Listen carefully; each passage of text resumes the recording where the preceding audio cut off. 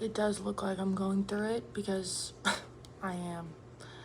Today, I want to talk about stuff that I'm learning in my yoga teacher training. I'm becoming a yoga instructor. Mainly just how much this is connecting to everything I've been talking about and believing for like the past 3 years. 2 years, excuse me. I made this YouTube channel originally to open up about like my spiritual beliefs and help people, because I felt like I was giving people unwarranted advice, like stuff that they didn't really care to hear. I just wanted to talk about this stuff because it's important to me. That's why I created this channel. And right now, I just had such an interesting little lecture that I just listened to about Dharma and karma and our liberation in this world and what liberation looks like for everyone.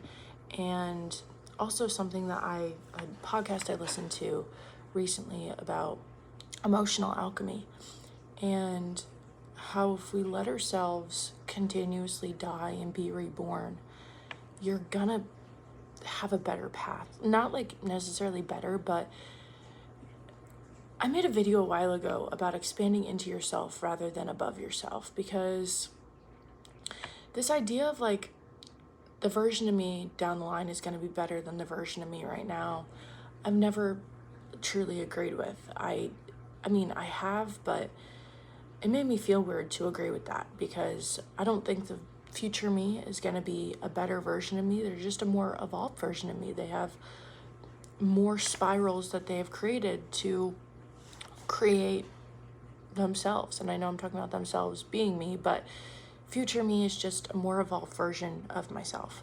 And one thing that really resonated with me is everyone is capable of liberation in this world, and not liberation of like understanding who God is or like what God is, but liberation in this idea of like self-knowing and peace. And the barrier to entry of it is attachment and our own limitations in this world.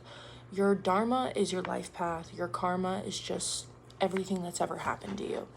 And when you start to recognize the bad patterns you have or negative quote unquote traits you have and begin to get to the root of why you're having those, I feel like you're creating this spiral. Like that's what I visualize it as. It's like, this is my starting point, this is my ending point, and then I'm going to continue to spiral. Like I envision it like little cones almost, like what are they called? Not silos, but little cylinder cones of like a spiral.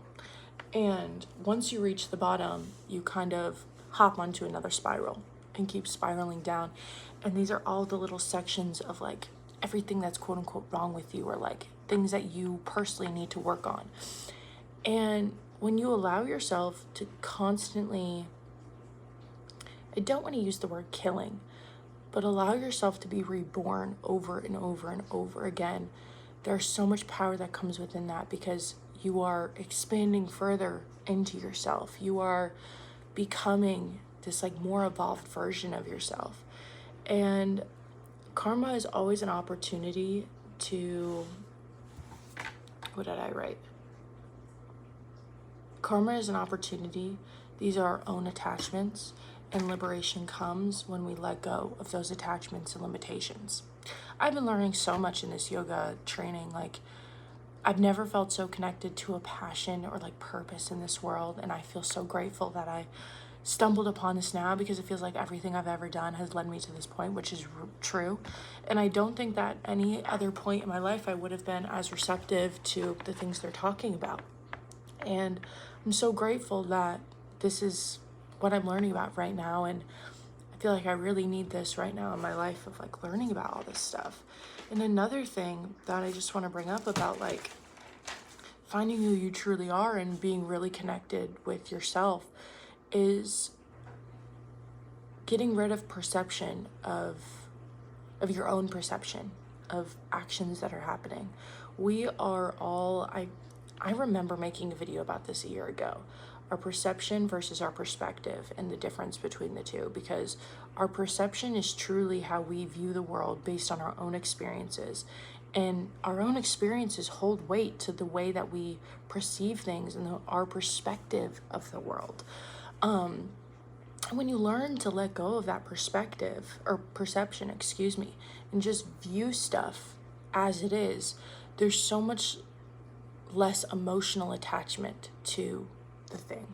I'm also reading this book by Byung-Chul Han, and it's called The Disappearance of Rituals, and how I've just been reading a lot and watching a lot of YouTube videos about how much our emotions control a lot of stuff. Emotions are really important, but when we're constantly like spewing out emotions through being on social media, these things that we see on social media constantly trigger emotions out of us.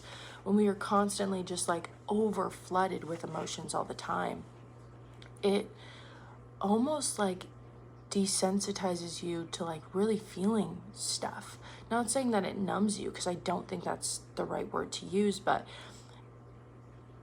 it downplays the importance of emotions, in my opinion. And our emotions are sacred, our emotions are ours, and taking away the emotion from our perception of things and just viewing things as is leaves you to almost enjoying your emotion more. Like, I know it's a weird thing to say, and things might feel heavier when you do that, but it's also like an unattachment and like no longer attaching yourself to this feeling or whatever. I don't know. I've just been, again, like I said, past 2 days have not been it for me. Really going through it recently. And it's made me do a lot of introspection to like, because like everyone knows on this channel, I have BPD. And so for me, my emotions are intense, to say the least. I have very intense emotions very often, is a good way to say it. And I'm learning to kind of detach my insecurities and like own perception of situations from having such an emotional reaction, because I know that the way that I act is not my fault. I'm not my BPD, and I stand by that. I do have BPD, but it doesn't consume me. It's not who I am. There's so much more to me than like my emotional highs and lows. But I'm really trying to focus and work on allowing myself to just view things as is rather than holding emotional weight to it, because not everything needs emotional weight. And when you allow yourself to like have emotional weight in the times that are necessary, those emotions mean so much more. And it's like this feeling of oneness. Like that's like the biggest thing I've learned, is like this unification and like oneness within our experiences. And when we allow ourselves to like truly be present within the experience and one with the experience, you have this new knowing and like knowledge that this experience is not gonna last. Like that's the beautiful part, is that's why we enjoy it so much. That's why we enjoy being in the present so much, is because that experience is not always gonna last, and that's okay. But that means that you can continuously fall in love with life, continuously like, you're not to say you'll never not be sad, because that's like not the truth, but like life, I almost feel like, is like falling in love over and over and over again with experiences, with people, with yourself, with animals. Like I feel like I definitely talked about this on my TikTok before, of like how love is not a, what is it called? Love is not something that you own. It is a gift to you that will probably be taken away at some point. Like our animals, these are loans. Love is a loan, in my opinion. Like we don't have our animals for that long, like we do, but also at the same time, not really. These are loans of love that we have. Relationships are loans of love. Not saying that you can't be married to someone for 65 years and have a beautiful, wonderful life with them, but at some point that person's gonna die. At some point there's gonna be a breakup, whatever it may be. And I think the best way to move on from that is just recognizing that like this is a feeling you will find again and find more and more with the more you experience life, and get rid of your own perception of stuff and realize that these emotions are for feeling in times of being present, not for like a short blip of time, you know? Like, it is a short blip of time, but at the same time, it's not. I hope this all made sense. I'm struggling right now in life, but I know it's something I will get through because I always have, and I always will continue to get through. And I'm trying not to put too much of my own emotion into viewing situations for what they are rather than what I want them to be. And yeah, life is never going to stop being hard. Another thing Patanjali said is pain is inevitable, suffering is optional. So your suffering within a situation is always your choice. The pain will be there. Pain demands to be felt, hurt demands to be felt, but you don't have to stay there. It's kind of just the sum of what I want to say. I'm excited to learn more and talk more about this, because when I say I feel like I've really found my true purpose and true calling for life, it's really cool, and I'm like really proud of myself for getting to this point, because I've not felt this in my life before. Not to get emotional about it, look at me, like I just said, not getting emotional, but I haven't been able to visualize myself in a career before, or like really know what I wanted to do. I've always had an idea of like, I remember in 6th grade when I wrote my little time capsule, I was like, I want to be famous, like that's like my goal.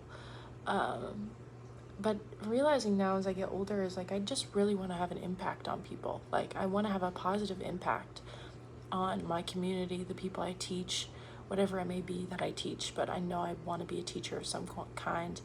I love coaching, like I love having a positive impact on people's lives, and that is what I'm grateful for and what I think my life's mission and purpose is. So I'm excited to walk down this path a little bit farther.